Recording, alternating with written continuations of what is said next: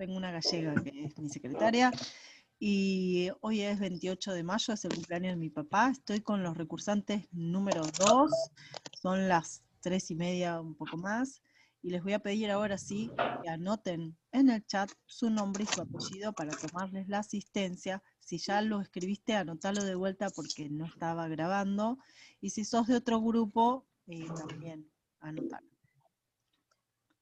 Bueno, vamos a empezar con nuestro tercer encuentro. Espero que estén entrando en clima, espero que estén recordando y recapitulando cuestiones que vieron el año pasado como recursantes y que les sea un poco más fácil incorporar estos conceptos que son muy importantes a la hora de explicar el movimiento. Nosotros vamos a tener en cuenta a la célula como una unidad que transduce energía. Esa energía es fundamental para el sostenimiento del nivel de organización celular, que tiene qué característica importante y que debe ser cumplida. ¿Puedes repetir la pregunta? Sí, ¿qué característica tiene el nivel de organización celular que requiere de esta transducción de energía constante para sostenerla? Mantenerla viva, la célula. Exactamente. La El principal oxígeno. función de esta transducción constante de energía es sostener el nivel de organización celular y por lo tanto sostener la vida, porque es una característica de este nivel. Todas las células, su prioridad es mantenerse vivas, y esto requiere de mucho trabajo celular.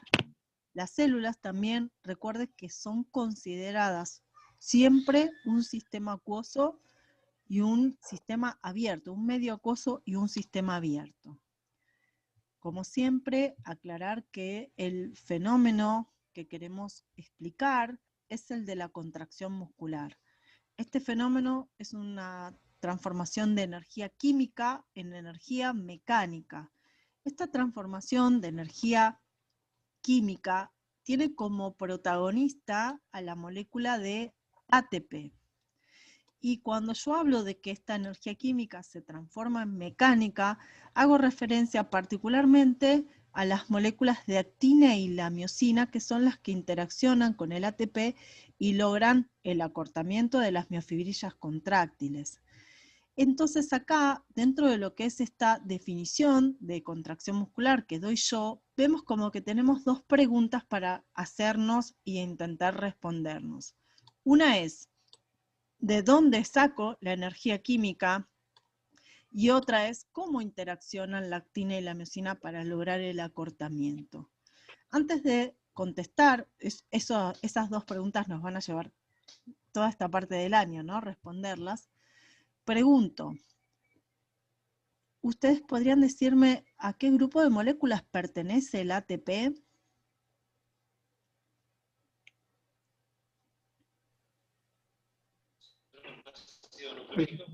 Muy bien, ahí al fondo logré escuchar a alguien que dijo que pertenece a los ácidos nucleicos, y esto es verdad, pertenece a ese grupo de moléculas. ¿Y me escuchan? Sí, sí, te escuchamos. Buenísimo. Y si yo quisiera caracterizarlo formalmente, quisiera decir qué característica estructural tiene esta molécula, diría que es un mononucleótido trifosfatado. Entonces, imagínate que en un examen yo te pregunto, ¿el ATP es un polímero de nucleótidos? ¿Es verdadero o es falso? Falso. Es falso, porque es un mononucleótido. Eso significa que está formado por un solo nucleótido. Y es trifosfatado. ¿Qué significa que es trifosfatado? Que tiene 3 grupos fosfatos.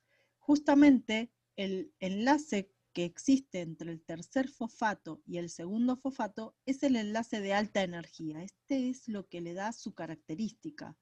Nosotros podemos describir al ATP como molécula, dijimos que pertenece a los ácidos nucleicos, también podemos dar su característica molecular, es un mononucleótido trifosfatado, y posteriormente lo que podemos hacer es decir qué función tiene.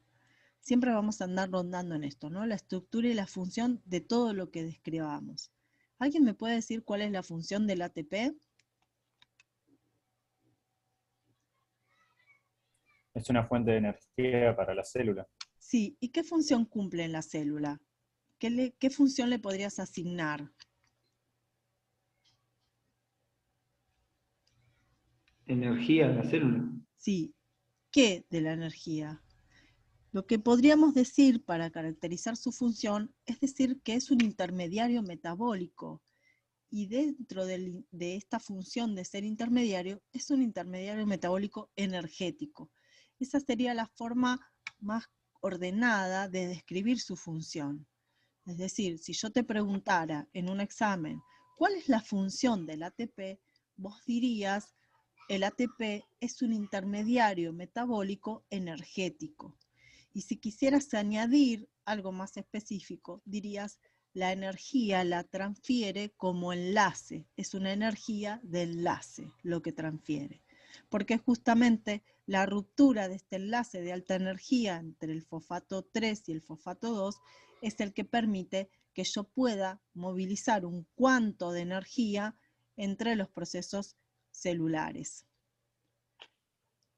Por otro lado, si hablamos de esta contracción muscular, de esta interacción entre la actina y la miosina, que son las moléculas protagonistas de esta otra parte de mi definición, yo podría preguntarte, ¿me podés decir a qué grupo de moléculas pertenecen la actina y la miosina?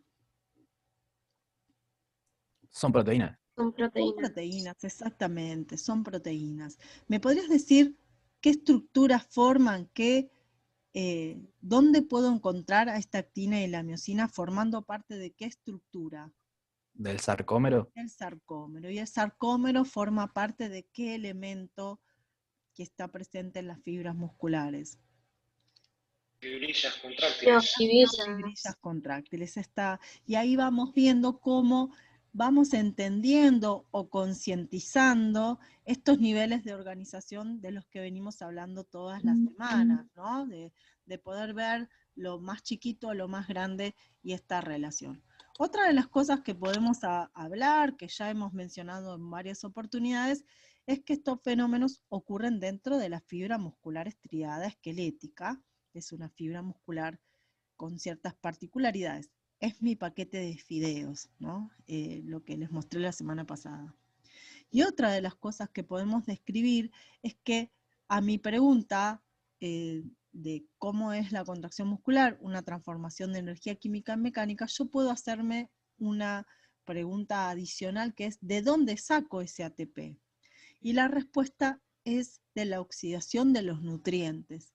Entonces, por eso me abre la puerta a la descripción de los fenómenos metabólicos, que es lo que vamos a hablar hoy. Entonces, no se olviden, el ATP se consigue de la oxidación de los nutrientes. Bueno, acá esta imagen que ya he mostrado, y acá tenemos esta que también visualiza lo que dijimos recién. Acá tenemos el sarcómero, esta es la miofibrilla contráctil, esta es la célula muscular, esto es el tejido muscular, esto es el músculo, y vemos esta sucesión de niveles de organización en orden creciente de complejidad que va mostrando todos los elementos que están interaccionando para lograr finalmente que el músculo se contrae y un segmento del cuerpo se mueva. Esta es otra imagen que muestra como si fuera una mamushka la relación entre la actina y la miosina, que se constituyen en estructuras más complejas llamadas miofibrillas contráctiles, que son una sucesión ordenada de unidades funcionales llamadas sarcómeros, que están formando parte de las miofibrillas contráctiles, que forman parte de la fibra muscular estriada esquelética, que es una célula verdadera, que está formando parte del tejido muscular estriado, y que está formando parte de un órgano que es un músculo.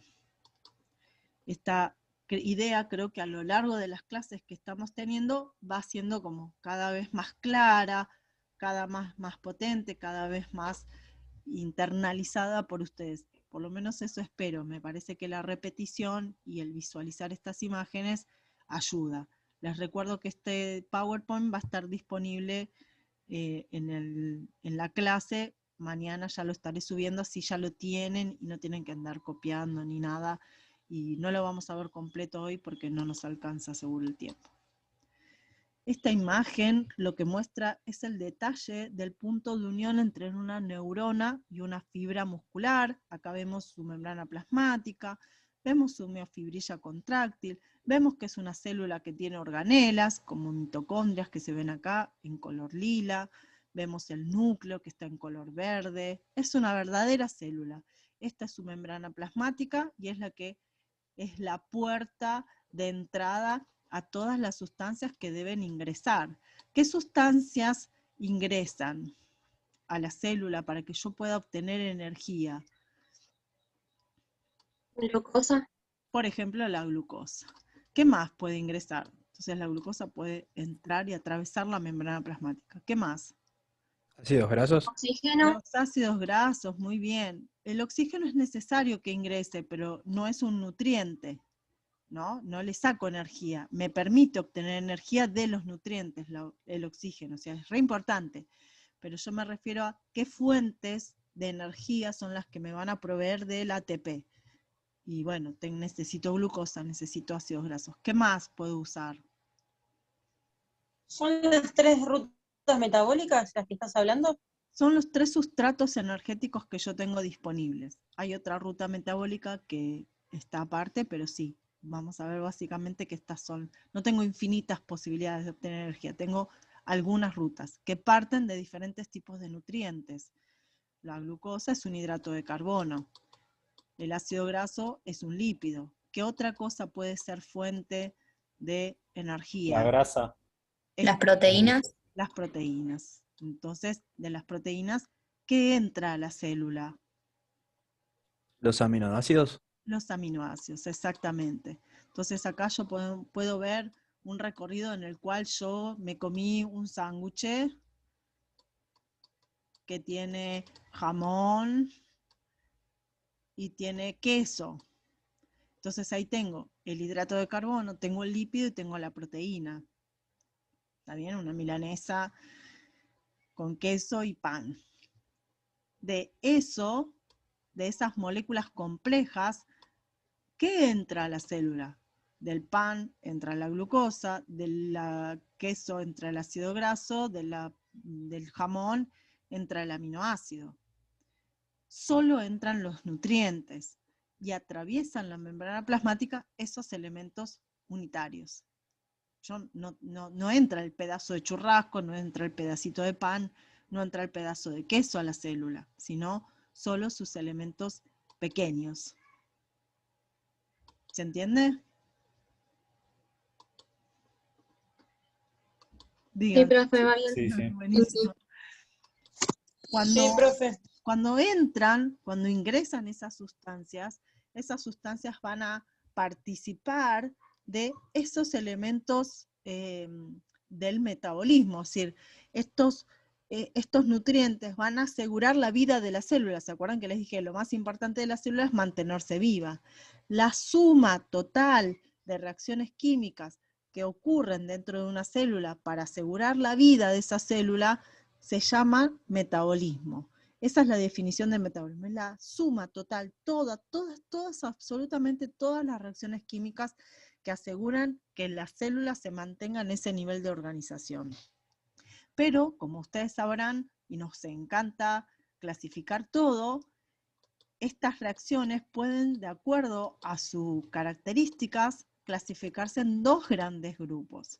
Por un lado voy a tener las reacciones que en su conjunto llamamos catabolismo, que van a tener esta particularidad de moléculas grandes y ordenadas. Voy a tener al final del proceso moléculas desordenadas y más simples. Toda reacción química que partiendo de una molécula con cierto orden, con cierto grado de agregación, de complejidad, obtengo al final del proceso unas moléculas de menor orden, de mayor simpleza, van a ser determinadas dentro del catabolismo. Pregunto, ¿qué le pasó a esta molécula que parece un gusanito para transformarse en esto? ¿Se rompieron sus enlaces? Muy bien, Muy bien. Lo que yo estoy generando acá es la ruptura sistemática de todos los enlaces que la mantenían unida. Por eso se aumenta el desorden de estas moléculas. ¿Puedo hacer desaparecer átomos?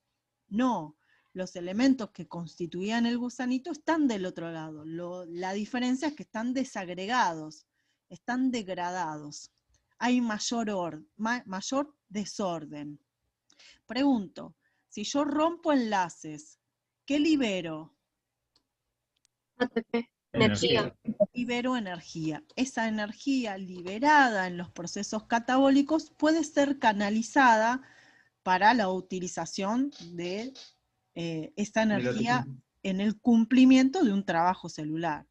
Para eso se va a necesitar que esa energía pueda ser conducida a la formación de ATP.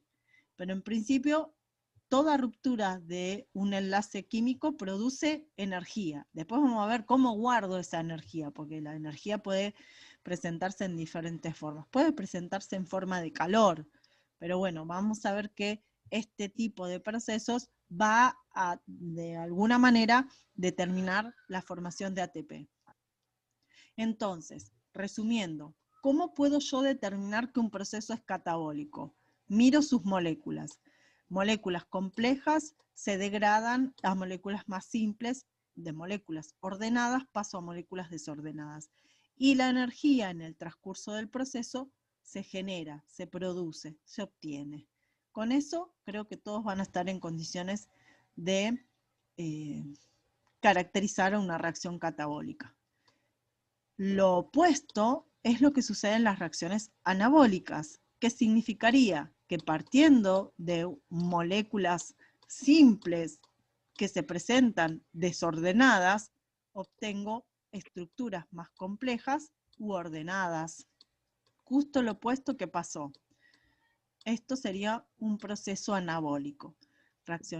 Moléculas simples pasamos a moléculas más complejas, más desordenadas a más ordenadas. Pregunto, ¿qué se generó para que yo logre obtener este gusanito?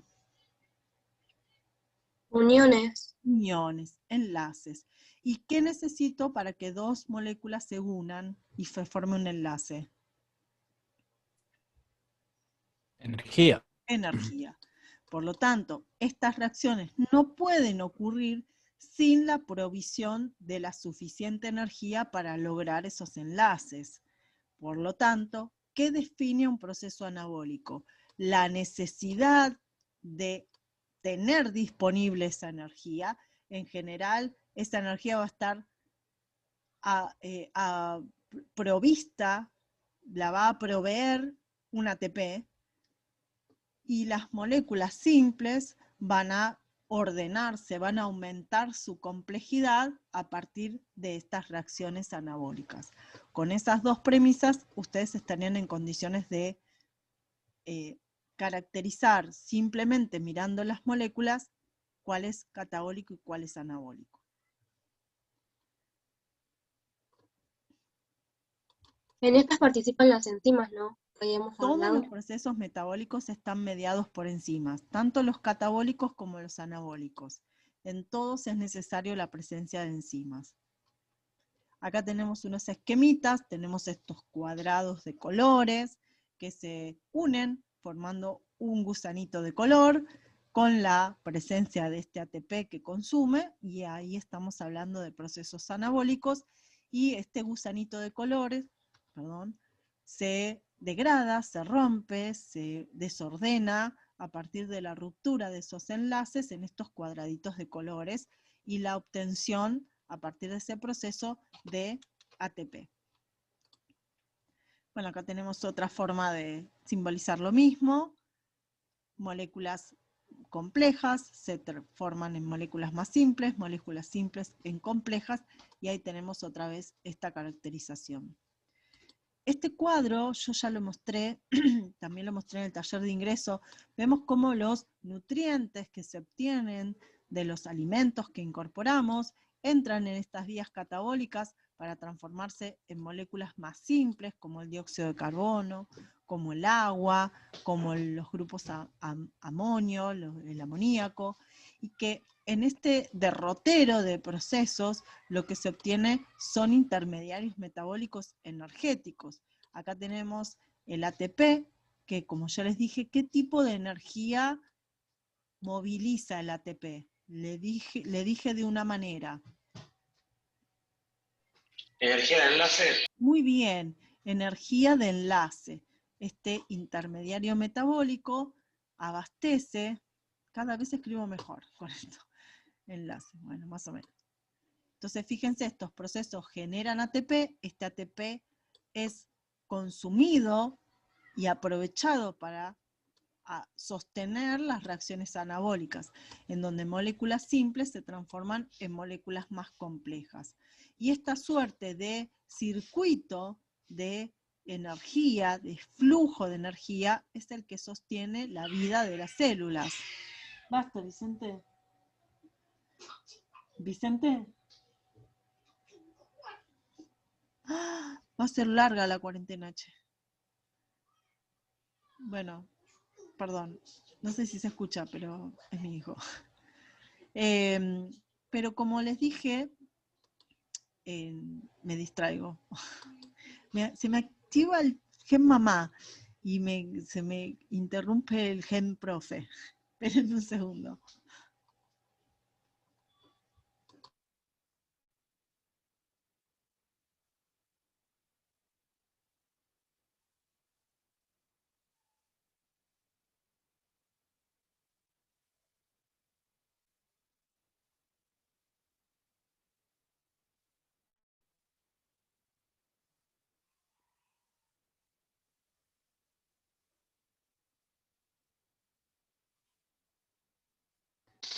Perdón. Pero les decía que estos intermediarios no son los únicos. Hay otros intermediarios. Ustedes se fijan en esta bolita, tenemos a los NAD y a los FAD. Estos NAD y FAD son otros intermediarios metabólicos, pero que también son intermediarios metabólicos energéticos, igual que el ATP, pero la diferencia es que si yo quisiera enunciar qué tipo de energía es la que transfieren, le voy a decir poder reductor. Como Power Woman, pero poder reductor. Pregunto, ¿a qué les suena poder reductor? ¿A qué término les crea una referencia? A achicar. Sí, podría ser como una crema reductora. ¿No sería en este caso esa? Reacciones redox. Muy bien, Camila, muy bien. Este término reductor, en este caso, está asociado al concepto de óxido-reducción, porque van a participar de reacciones de óxido-reducción, y como estas reacciones transfieren electrones de un lugar a otro, ese flujo de electrones es en definitiva la energía que posibilitan mover entre los diferentes procesos catabólicos y anabólicos. Porque justamente, ¿qué digo que le sucede a la glucosa cuando entra en un catabolismo? O a los ácidos grasos, o a los aminoácidos. ¿Qué digo que les sucede? Se oxidan. Se oxida. Se oxidan, exactamente. Y lo opuesto a oxidar, ¿qué es? Reducirse. Por eso se llaman de óxido-reducción. Siempre que una sustancia se oxida, otra se tiene que reducir. Y en este caso, yo requiero que exista un intermediario capaz de oxidarse y reducirse alternativamente, siendo capaz de movilizar estos electrones en el camino. Nosotros vamos a hablar de eso, ahora voy a explicar un poco, pero lo importante en esto es decir, vamos a suponer que yo en un examen te digo, ¿cuáles son los intermediarios metabólicos? Y vos decís, bueno, los intermediarios metabólicos son el NAD, el FAD y el ATP, como si fueran dos tipos distintos. Unos son los chicos globo y otros son los RAPI. Como si fueran dos versiones de intermediarios. ¿Se entiende? Entonces, ¿qué tipo de energía transfieren los ATP? Energía de enlace. Lo enuncias así, me lo decís así. El ATP es un intermediario metabólico energético que transfiere energía de enlace. Y esa sería la frase que describe la función del ATP. Y si yo te preguntara del NAD o el FAD, vos dirías, es un intermediario metabólico energético que transfiere poder reductor. Y en esa oración estarías describiendo la función de estos intermediarios. Lo voy a repetir por las dudas para que lo tengan bien prolijo porque es importante y puedo tomarlo en un examen. Por eso soy insistente, así que si no, anótalo. El ATP es un intermediario metabólico energético que transfiere energía de enlace. El tipo de energía que moviliza se llama energía de enlace. Los NAD, los FAD son intermediarios metabólicos energéticos que lo que transfieren es poder reductor. Pregunto, ¿qué mueven? ¿Qué guarda el chico Rappi en su cajita de la moto? Electrones. Electrones, muy bien Camila, un par de electrones, eso es lo que movilizan. Y a veces yo sé que es difícil porque uno piensa que no sabe nada, pero hay muchas cosas que ustedes saben, y ustedes saben que la electricidad, por ejemplo, es una forma de energía. Y la electricidad es un flujo de electrones. La célula aprovecha también el flujo de electrones como forma de energía. La diferencia es que no es electricidad, porque no es sólida la célula es un medio acuoso. ¿Cómo puedo yo mover electrones en un medio acuoso? A través de reacciones redox. Y en esas participan los NAD y los FAD. Los NAD y los FAD no los usa la actina y la miosina. A ver si entendemos. Son más conocidos, más populares los ATP, porque la actina y la miosina no usan NAD y FAD, usan ATP nada más.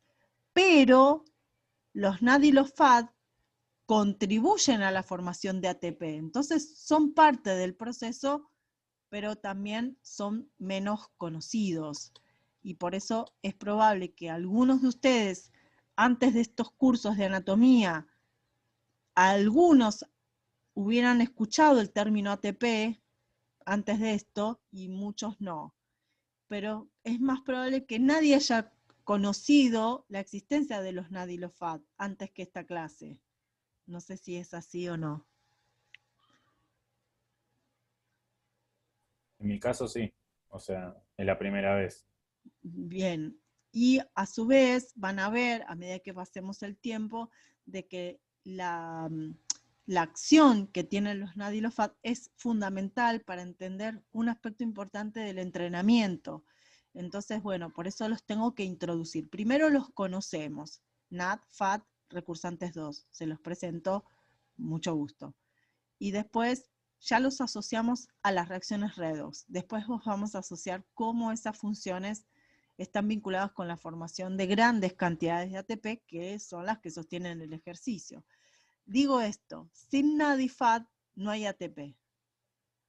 Sin la presencia de NAD y FAD suficiente, no hay ATP. Entonces hay un vínculo, si bien indirecto, de estos elementos intermediarios en los procesos de sostenimiento del ejercicio físico.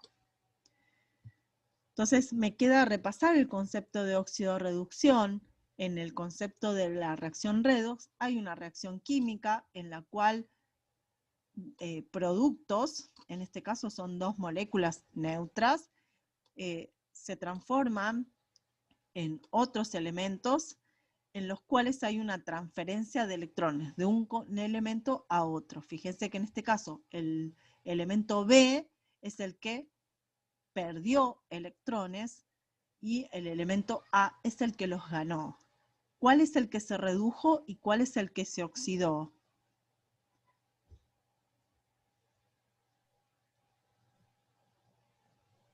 ¿Se reduce el que pierde electrones? A ver.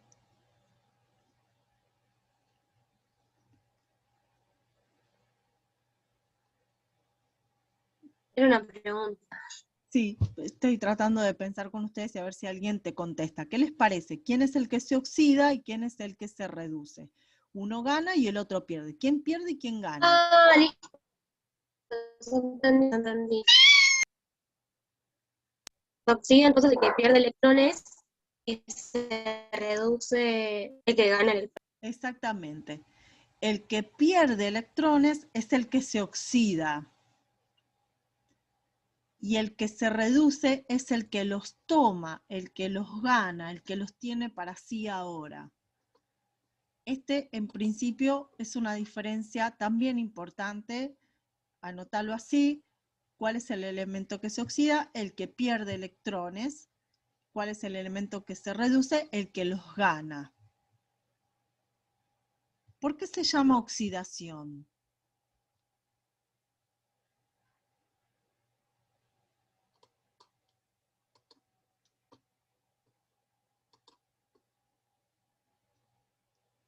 ¿Por qué llamamos oxidación a este tipo de procesos? Me da decir que es porque pierde energía, pero Sí, en la oxidación, cuando yo le arranco electrones a una molécula, le estoy quitando una cantidad de energía que tiene. Por eso se desordena. ¿Está bien? Es verdad eso. Pero, ¿por qué se llama oxidación? ¿A qué les remite el término Porque oxidación? participa el oxígeno. Exactamente. En realidad, no todas las reacciones redox tienen como protagonismo al oxígeno, pero hay una cosa que es cierta, que es que en la Tierra, en este planeta, la cantidad de oxígeno es tan elevada debido a la actividad por millones de años de la fotosíntesis que se transformó la atmósfera de la Tierra en una atmósfera oxidativa, porque tenemos un 21% de oxígeno molecular en el aire. Y el oxígeno es un gran aceptor de electrones. Tan aceptor de electrones es que reacciona con todo. O sea, nuestra atmósfera hace que constantemente estemos tratando de evitar que el oxígeno se apodere de todos los electrones, de todo lo que está alrededor. Basta tener un auto tipo Fiat. Yo tenía un Fiat 147, chicos, en Mar del Plata. El agujero más chiquito era como me pasaba el pie, ¿me entendés? Porque todo termina en algún punto oxidándose, porque el oxígeno es un gran aceptor de electrones.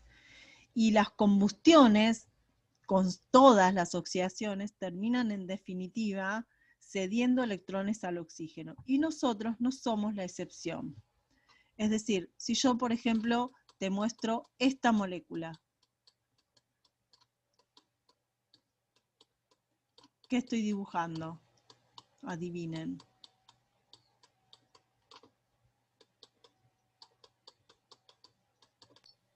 La glucosa. Muy bien. Creo que le hice 1, 2, 3, 4, 5, 6. Este no va. Le hice uno de más. Bueno, acá está, lo hago rápido. Esta es la molécula de glucosa. ¿Está bien? Esta molécula, ¿les parece que tiene mucha energía para dar o poca energía para dar? Mucha energía para Mucha energía. Ahora, si yo la quiero oxidar, le tengo que transferir los electrones ¿a quién? ¿Al oxígeno? Al oxígeno, exactamente. Es decir, que el oxígeno, ¿qué le va a suceder? ¿Se va a oxidar? No, ¿No nos va a reducir? se reduce. El oxígeno se reduce. La glucosa Se se reduce. oxida porque le transfiere los electrones al oxígeno. ¿Cuál es el rol del oxígeno en este proceso?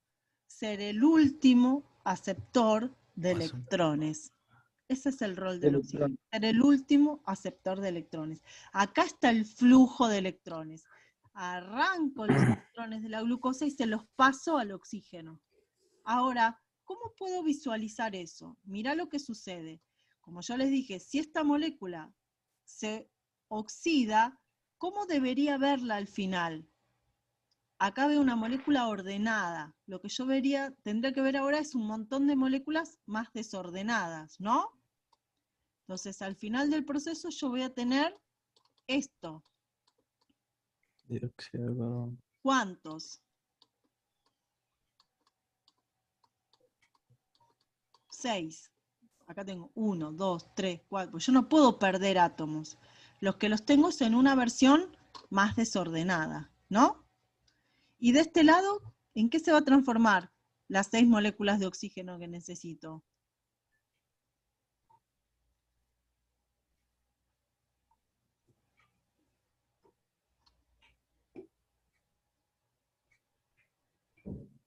La glucosa ¿En se dióxido transforma. de carbono? Acá está el dióxido de carbono. El Ah. dióxido de carbono es lo que me queda de la glucosa. O sea, le corto los hilos, corto acá, acá, acá, acá, acá. Y me queda una molécula más desordenada. Muchas moléculas en este caso, son 6. ¿Ves que esto está más desordenado que esto? Sí, sí. Entonces, acá tengo lo que me quedó de la glucosa. ¿Y qué me queda del oxígeno? ¿En qué se transforma el oxígeno?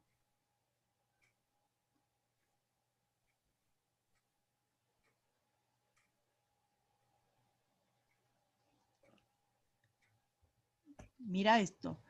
El oxígeno, dije yo, que es el último aceptor de electrones, ¿no? O Sí. sea que cada uno de estos oxígenos recibió un par de electrones. Esto puede quedar así. ¿Qué se le va a pegar? Yo muevo electrones de la glucosa, se los mando al oxígeno. Si estoy en un medio acuoso, ¿qué va a acompañar el movimiento de estos electrones?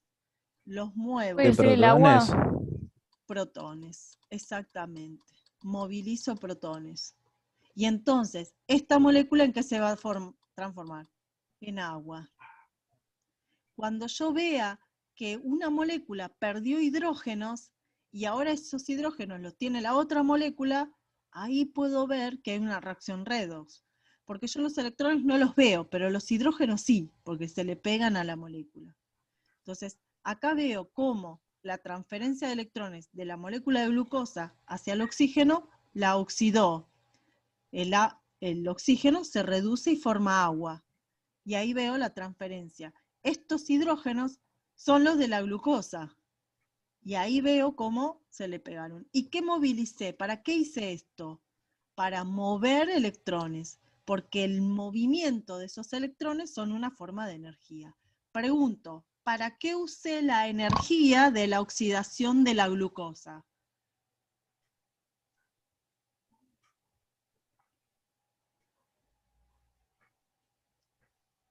Para obtener 6 dióxido de carbono y No lo 2... hice por eso. Ah. Mi objetivo no era producir dióxido de carbono. Es más, el dióxido de carbono lo elimino al exterior porque si lo dejo ahí me muero porque es tóxico. No fue mi fin formar El dióxido de intercambio. carbono. ¿Para qué usé? Para producir energía y generar, o sea, mantener el metabolismo. Exactamente. Mi objetivo para este proceso es la formación de ATP asociada al flujo de electrones que generé por la oxidación. Y para eso voy a tener que cumplir ciertas etapas que son las que ustedes ven. La glucosa nunca se encuentra con el oxígeno. La glucosa entra a la célula. Entra en un proceso de glucólisis, se transforma en ácido pirúvico, el ácido pirúvico entra a la mitocondria entra el ciclo de Krebs, del ciclo de Krebs entra la cadena respiratoria y después llegan los electrones al oxígeno. Este proceso está separado en el espacio y en el tiempo, porque así le puedo sacar la mayor cantidad de energía que este proceso me puede dar. ¿Yo puedo hacer esto en un solo paso? Sí. Puedo agarrar este papel y prenderlo fuego. Eso es una combustión. Esto es glucosa porque el papel es celulosa, que es un polímero de glucosas, y en esta habitación hay oxígeno. Si yo esto lo prendo fuego, ¿me da energía? Sí, energía calórica.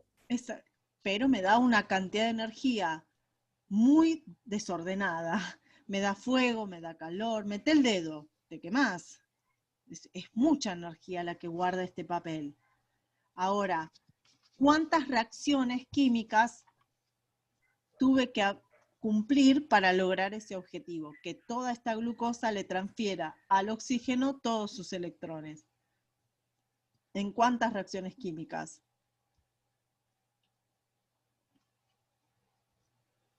¿Una sola? Una, exactamente, una. Y eso es tanta cantidad de energía, toda junta, que no la puedo usar para nada útil. En cambio, en la célula, ¿qué pasa? Entra la glucosa y hay una sucesión de reacciones químicas ordenadas en lugares distintos de la célula, que son los que me van asegurando que ese flujo de electrones vaya fluctuando de un lugar a otro. Por lo tanto, si el oxígeno es el último aceptor de electrones, escuchen bien, si es el último, ¿qué significa? Que no es el único. Si es el último, no es el único. Pregunto, ¿quiénes son los intermediarios metabólicos que toman electrones en el medio del proceso? Nadie Nadie lo sabe. Ay, yo me siento tan feliz. ¿Se entiende? ¿Se entiende? Ay, me agarro como una emoción. Vos sabés que esto es muy difícil que esté escrito así en un libro.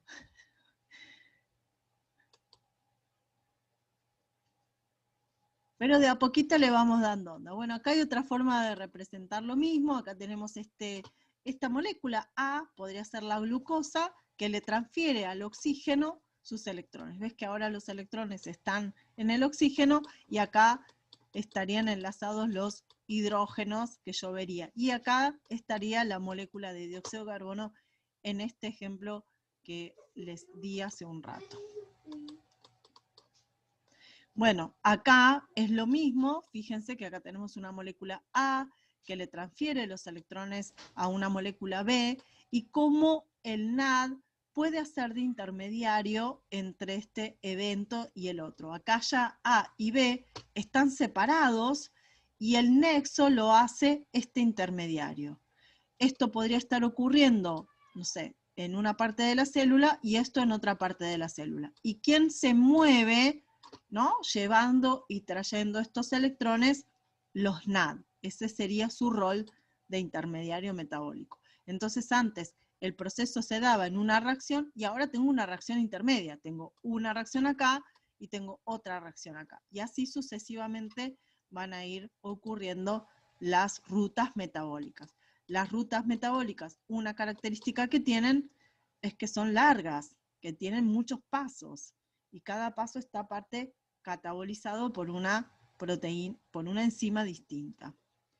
Una de las cosas que quiero mostrarle es que nosotros podemos dar ejemplos de procesos catabólicos y anabólicos para cada elemento, para cada nutriente. Vamos a suponer los hidratos de carbono. ¿Qué procesos catabólicos conocemos o podemos nombrar? Voy a nombrar solo algunos que vinculen a los hidratos de carbono con los procesos catabólicos. Ahí vamos a encontrar la glucólisis, es un ejemplo del catabolismo de la glucosa, es su primera fase. La glucogenólisis, y acá explicamos que el término lisis significa ruptura. Acá tendríamos la ruptura de la glucosa, y acá lo que tendríamos sería un proceso de ruptura del glucógeno, es sacarle al glucógeno las glucosas, ir partiéndola a la molécula para que me permita obtener esto. Por el lado o contrario, aquellos procesos anabólicos en los que estén involucrados los hidratos de carbono, vamos a ver los procesos de gluconeogénesis, entendiendo el sufijo génesis como un proceso de formación, de inicio, de creación. El concepto de neo es un concepto de nuevo, de novedoso, de original. Nueva glucosa, obviamente este es el proceso de gluconeogénesis, la formación de nueva glucosa que es muy importante en los procesos de sostenimiento del ejercicio físico. Y por otro lado, la glucogenogénesis, que es la formación de glucógeno.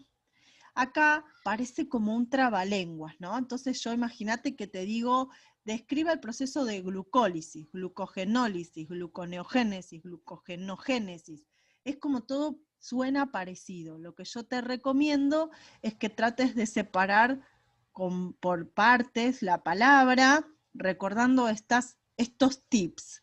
Si termina en lisis, metele que es catabolismo, porque lisis es ruptura. Tips. Si termina en génesis, posta que es anabólico. ¿Está bien? Ese es el sufijo, o sea, lo que está al final de la palabra. Y lo que está al inicio remite a la sustancia que se está formando o que se está rompiendo. Entonces, si es glucolisis, glucosa, solito, gluco. Glucógeno de glucógeno. Suena parecido, pero tenemos ahí una diferenciación. Y ahí creo que con esos pequeños tips vas a poder diferenciar un término y otro que dichos todos seguiditos suenan medios iguales, pero no son iguales los procesos. Ocurren en distintas partes de la célula y ocurren en distintos momentos celulares, ¿sí? Lo mismo podemos hacer con las proteínas. Dentro de las proteínas podemos nombrar procesos catabólicos. Acá fíjate esta palabra, proteólisis. La proteólisis es el proceso catabólico de ruptura de las proteínas, de las proteínas, de su lisis, de su ruptura. Como son 20 aminoácidos, va a haber muchos tipos distintos de proteólisis, y todas requieren algún proceso de desaminación o transaminación, porque el catabolismo de las proteínas usa solo la cadena carbonada. Entonces, si usa solo la cadena carbonada, ¿qué tengo que sacarle al aminoácido para poder usarlo en el catabolismo? Cerrame la puerta.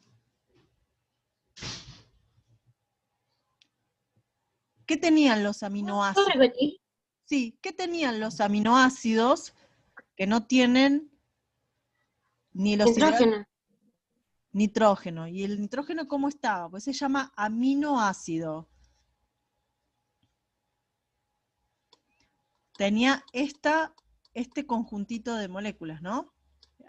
NH2. Esto se llama grupo amino, por eso se llama aminoácido. ¿Qué sería la desaminación? ¿A qué le suena? Desaminar. Quitar el grupo amino. Quitar el grupo amino. Porque el grupo amino no me sirve para sacar. ¿Por qué yo podría querer catabolizar a un aminoácido?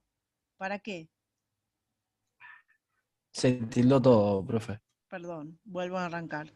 ¿Para qué yo podría querer que las proteínas entren en el catabolismo? ¿Qué les quiero sacar a los aminoácidos?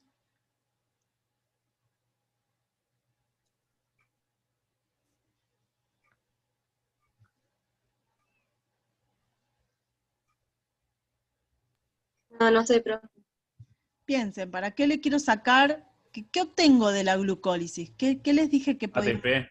ATP, quiero sacarles energía, ¿está bien?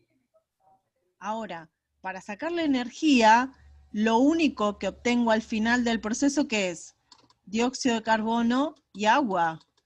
En cualquier oxidación completa, lo único que obtengo al final es dióxido de carbono y agua. ¿Se entiende esto?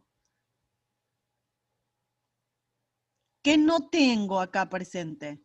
Ningún nitrógeno. No necesito nitrógeno para este proceso.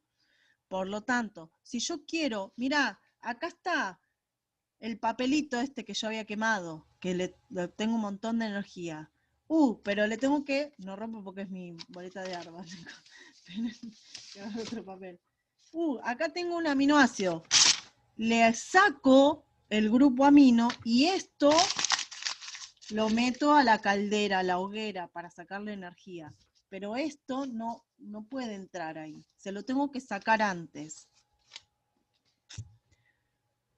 Por eso, cuando yo hago un ejercicio extenuante de mucho tiempo, de muchas horas, recurro a los aminoácidos de mis músculos para obtener energía. Y el atleta se llena de grupos amino. ¿Nunca se dieron cuenta que después de un entrenamiento muy arduo, de una competición muy extenuante, orinan muy concentrado, muy amarillo?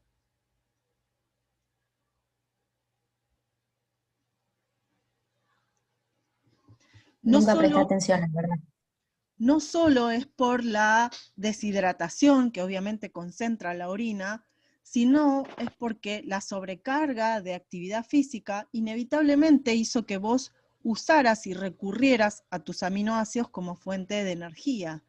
Y eso aumenta la cantidad de grupos amino que requiere el riñón para eliminar por la orina. Otra de las cosas que sucede es que están muy de moda las dietas proteicas, las dietas keto, que tienen una gran cantidad de proteínas y una baja cantidad de hidratos de carbono. Por lo tanto, las células tienen que recurrir a los aminoácidos para fabricar glucosa. Y también eso aumenta la cantidad de grupos amino, lo que puede causar un daño renal. Y hay personas que no están entrenadas, porque estas dietas son buenas para las personas que tienen una flexibilidad metabólica, que tienen cierto grado de activación de sus rutas metabólicas. Cuando vos le das una dieta proteica, una dieta keto, a alguien que nunca entrenó, que no tiene esa flexibilidad metabólica, la puede pasar muy mal. Y obviamente antes de consumir lípidos, que es lo que uno pretende, porque la persona baja rápido de peso, pero no baja de peso porque consume grasas, baja de peso porque se consume el glucógeno muscular. Y lo siguiente que se consume es su propio músculo, y la grasa está ahí intacta, chicos, porque solamente funciona para la lipólisis cuando tenés cierto grado de actividad metabólica elevada. Y bueno, está bueno e interesante entender esto. Si yo soy un atleta, quiero que haya proteólisis, desaminación y transaminación.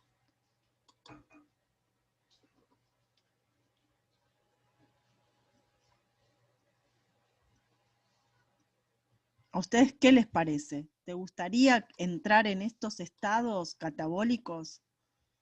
No, No. estaría, pero sería partidario de la glucólisis. Y yo querría usar otros recursos energéticos para preservar mi músculo, porque ¿de dónde te parece que estoy sacando esos aminoácidos? Vos tenés esto.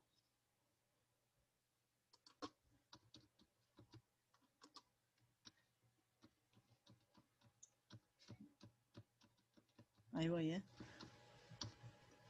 Profe, perdón, capaz que no entendí bien, pero por ejemplo, esos procesos le pueden llegar a servir más que nada, no sé, vamos a poner la comparación de alguien que hace rugby, no le sirve, pero alguien quizá que está haciendo o que quiere empezar el atletismo, ¿no les servirían esos procesos? ¿O forzar un poco esos procesos? No, si yo quisiera entrenar a alguien, quisiera que no entre en esos procesos. En algún punto son inevitables, porque todas las rutas son activas. Alguien que hace un maratón, está corriendo 4 horas, es inevitable que haya consumido parte de su músculo. Lo que yo quiero es minimizar la utilización de esa vía. La única forma de minimizar esa ruta es activando a las otras. Por ejemplo, yo quiero que mi atleta tenga mucho glucógeno muscular para evitar que se consuma su propio músculo. Entonces, si lo tengo en una dieta hipocalórica y con poco hidrato, no me funciona el entrenamiento, sigue perdiendo músculo en vez de perder grasa, porque no tiene suficiente glucógeno muscular. Entonces estos balances, estos equilibrios energéticos parten en principio de saber lo que queremos lograr. Lo que yo les decía es, mira esta célula, ves el citoplasma, está lleno ¿de qué? De proteínas. Si yo esta célula la estimulo a una intensidad mayor de la que puede sostener, ¿qué recurso energético va a utilizar? Y el que tenga a mano. Y el que tiene a mano son las proteínas. Adivina qué va a usar.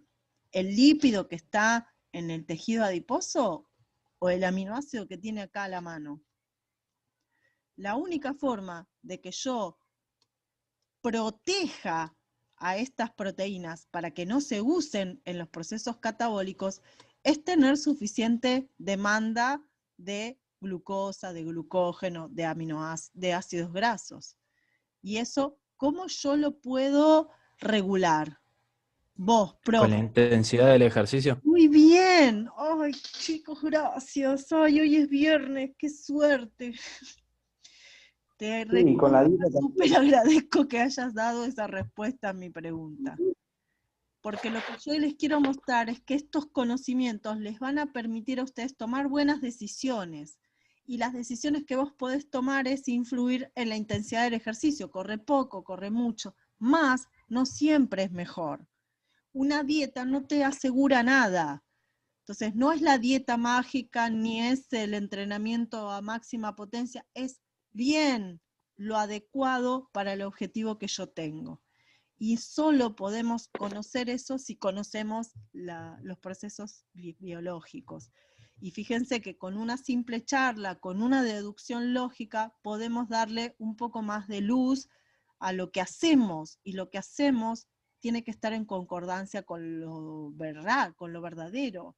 No lo que dicen, lo que escuché, lo que dice el Instagram, lo que plantea un Challenger de estas cosas. Bueno, eso. Bueno, no sé qué hora es, pero vamos bien. Hemos sacado muchas buenas deducciones. Bueno, para continuar, perdón, me quedó por decir algo.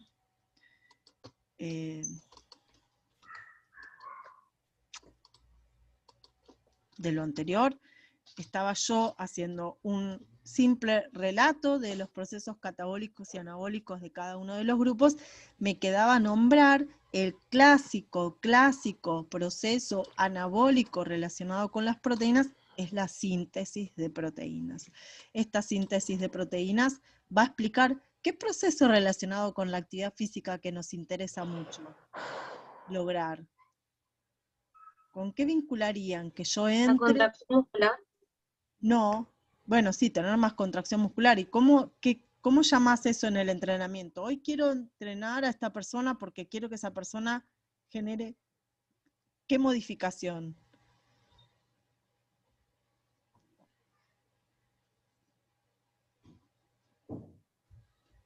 Para aumentar la masa muscular. ¿Y cómo se llama aumentar la Hipertrofia. hipertrofia? Hipertrofia. La hipertrofia se basa en tener más síntesis de proteínas. Un ratito. ¿Sí? O sea, ahí estamos. Entonces, si yo sé que la hipertrofia muscular se basa en procesos anabólicos, esos procesos anabólicos los tengo que alimentar. Por eso una persona que tiene más mitocondrias tiene más ATP para producir más rápidamente reparaciones celulares, crecimiento de masa muscular. Pero, por ejemplo, si yo digo esto, y te digo, bueno, vení al gimnasio todos los días, 4 horas por día. ¿Esa persona puede generar hipertrofia muscular? No, porque el músculo no descansa. Exactamente. Y acá está la visión de lo que es el ritmo del entrenamiento, la dosificación de las cargas. Una persona puede entrenar todos los días, pero una persona que tiene el proceso metabólico tan asentado que su hora de descanso está dentro de la hora del día. Entonces yo, por ejemplo, yo entreno todos los días, pero yo no empecé entrenando todos los días. Empecé entrenando 3 veces por semana porque mi cantidad de mitocondrias no daba abasto a la recuperación que yo necesitaba. Entonces empezás a borrar con el codo lo que escribís con la mano. Entonces, esto es progresivo. Cuando esos ritmos de recuperación son cada vez más cortos, porque cada vez tenés más soporte energético para alimentar el anabolismo. Pero pensar, acá es otro ejemplo, donde más no es mejor. Entonces, si un músculo tiene su estímulo y después tiene su descanso. En el descanso ahora se lo llama entrenamiento silencioso, porque descanso parecía como que el músculo no hace nada, y cuando a vos te parece que no hace nada, está haciendo y cumpliendo procesos anabólicos, que hay que darles tiempo para que sucedan, porque suceden cuando uno no está en catabolismo, ¿no? Y ahí entonces ese músculo es muy probable que crezca mejor y más con las cargas adecuadas y con los ritmos de recuperación que se respeten de acuerdo a la individualidad de la persona. Bien, dentro de lo que son los procesos anabólicos relacionados con los lípidos, vamos a tener los procesos de lipogénesis. Y los procesos relacionados al catabolismo tenemos, y voy a nombrar solo dos. Por un lado la lipólisis, por otro lado la beta-oxidación. ¿Dónde ocurre la lipólisis? Ocurre en el tejido adiposo, y si la persona está muy entrenada, dentro de la fibra muscular. ¿Dónde ocurre la beta-oxidación? En la mitocondria. Muy bien. En la beta-oxidación es la oxidación de los ácidos grasos. Y estos ácidos grasos entran a la mitocondria con bastante facilidad y ahí ocurre esta primera oxidación. La beta-oxidación sería lo mismo que la glucólisis de la glucosa. Es como la primera etapa del proceso oxidativo.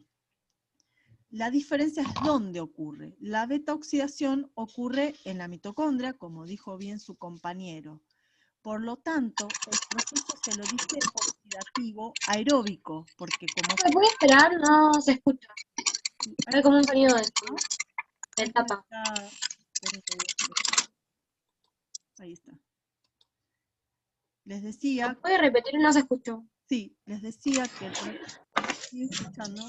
¿Alguien tiene el micrófono activo?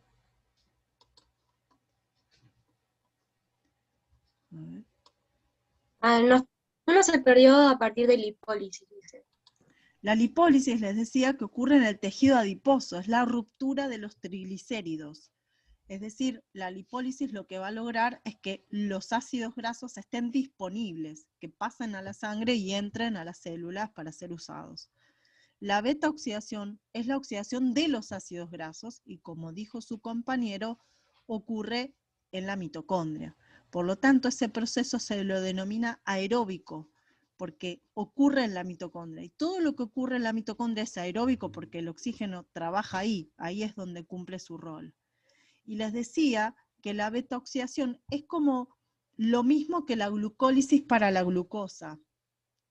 Es la primera fase del proceso de oxidación. La diferencia es que, ¿dónde ocurre la glucólisis?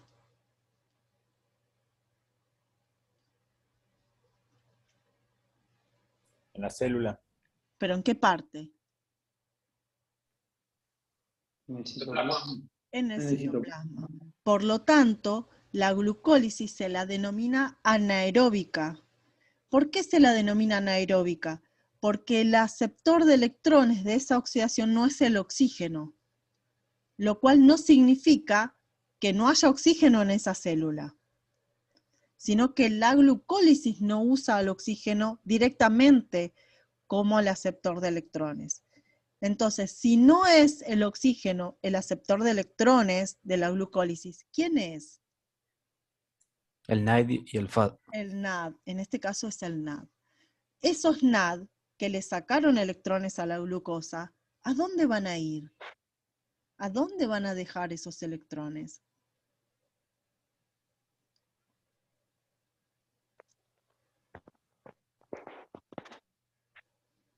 ¿Los van a perder? ¿Se van a ir volando?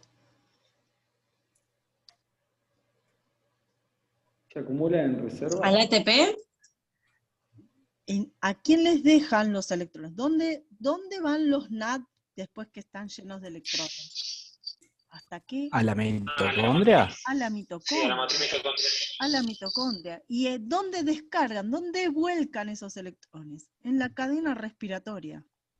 Y la cadena respiratoria tiene un último aceptor de electrones. ¿Quién es el último aceptor de electrones de la cadena respiratoria? El oxígeno. El oxígeno. Por lo tanto, la oxidación de la glucosa también es aeróbica. la oxidación completa de la molécula de glucosa también puede ser aeróbica. Es aeróbica, todo termina en la mitocondria. La diferencia es que yo puedo sacarle a la glucólisis ATP. Por lo tanto, puedo sostener la actividad física con ese ATP. Entonces yo corro 100 metros. Todo el ATP que usé, casi todo es de la glucólisis. Por eso digo que ese atleta está en anaerobiosis. Pero eso no significa que no tenga oxígeno. Significa que la ruta que me da ATP es anaeróbica. Después, termino de correr los 100 metros. ¿Y qué pasó con todos los NAD que formé? Van a la mitocondria. Y mientras está charlando y Usain Bolt se saca la foto, sus mitocondrias siguen recibiendo esos electrones y sigue fabricando ATP. Y con ese ATP salda las deudas que generó el evento drástico de esa carrera, donde puso todo, donde hizo un desastre. Entonces termina, la mitocondria de Usain Bolt dice, sí, mientras este flaco se saca fotos, toma, acá tenés ATP para recuperar tal cosa, acá tenés ATP para recuperar tal otra. Y eso es lo que se llama deuda de oxígeno. Lo que quiero apartar es el evento de la glucólisis como un fenómeno que se activa por hipoxia. Porque que la vía sea anaeróbica no significa que la persona esté en hipoxia. Pregunto, ¿un ser humano entra en acidosis láctica por ausencia de oxígeno? Sí. Sí, pero no está corriendo al lado de Usain Bolt, está en un hospital. Y nosotros no analizamos ese tipo de fenómenos. Pregunto, un atleta, ¿cuál es la razón por la que entra en acidosis láctica?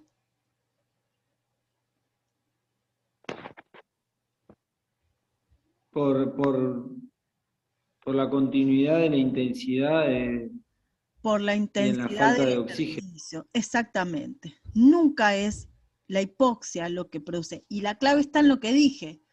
Un atleta, me refiero a atleta no porque sea un deportista, me refiero a que comprendamos rápidamente que está en una pista, en una cancha, en una pileta, es un ser humano que se está moviendo voluntariamente. Un ser humano puede entrar en acidosis lácticas por hipoxia, pero no estaría en las condiciones que nosotros vamos a trabajar. Está desmayado a punto de morirse en una camilla. Y nosotros no analizamos esos fenómenos. Por lo tanto, nuestra consideración de que un proceso sea anaeróbico sería que no ocurra en la mitocondria. Y solo decimos que los procesos son aeróbicos aquellos que se sustancian dentro de la mitocondria, porque el receptor de electrones es el oxígeno. Pero ahora, quizás al conocer el rol del NAD y el FAD, sea un poco más fácil para ustedes entender que no es que no hay oxígeno, sino que hay un aceptor de electrones intermediario tomando esos electrones. Pero que finalmente en algún momento todo, siempre digo, todo bicho que camina va a parar a la mitocondria. En el caso de los ácidos nucleicos, y para terminar, la formación de ATP podría ser un ejemplo de catabolismo, la ruptura del ATP para después su formación, y la replicación y la transcripción del ADN y el ARN serían ejemplos de procesos anabólicos que son bastante costosos energéticamente. Lo que vamos a ver la semana que viene son, como creo que dijo una compañera de ustedes hace un ratito, estas serían las vías posibles en las cuales yo puedo entrar para obtener ATP. Y esto es lo que voy a ver la clase que viene. Vamos a ver un ejemplo concreto que es el de la glucosa, donde vamos a desarrollar las etapas de cada parte de su oxidación completa. La glucólisis, la descarboxilación del ácido pirúvico, el ciclo de Krebs, la cadena respiratoria y la fosforilación oxidativa. Y hay en la parte de archivos un apuntecito que habla solo de la oxidación completa de la molécula de glucosa, como para que tengan un resumencito más potable para escucharme y entender lo que voy a explicar la semana que viene. En el Tórtora, ¿en qué página está? es el capítulo 25 que habla de metabolismo, que está también en la parte de archivos. Entonces está ese capítulo del tórtora y a su vez hay un apuntecito que vas a ver que dice catabolismo de la glucosa y respiración celular, y lo que los guiaría para leer ese artículo es el trabajo práctico número 3, que pueden ir resolviendo hasta el viernes que viene. Después que hoy entreguen este trabajo, obviamente primero denle prioridad a la actividad que tenemos hoy. La semana que viene entonces voy a concluir con metabolismo y ya durante este fin de semana es muy probable que active la clase de tejido, que es para la otra semana recién. Siguen y guíense por